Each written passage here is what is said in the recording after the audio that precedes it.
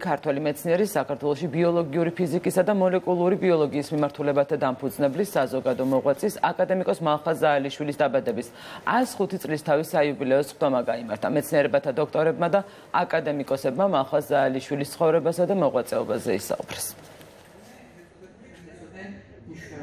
დღეს მეცნიერებათა აკადემიამ აღნიშნა ცნობილი ქართველი მეცნიერის აკადემიკოს მალხაზ ზაალიშვილის 105 წლის თავი.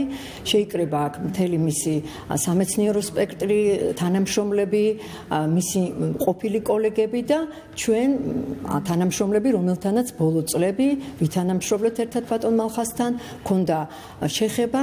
ეს იყო უდიდესი მეცნიერი ადამიანი, რომელიც გამოირჩეოდა მრავალმხრივი განათლებით, მეცნიერული ხედვით და იგი თავისი აზროვნებით დროს უსწრებდა. მის სახელს უკავშირდება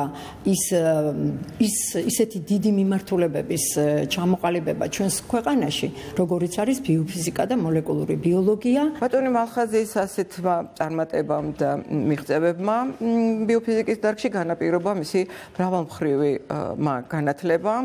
ის გახლავთ ქიმიური ფაკულტეტის კურსდამთავრებული და ამავე დროს ფიზიკისა და მათემატიკის სრული კურსი ჰქონდა გავლილი.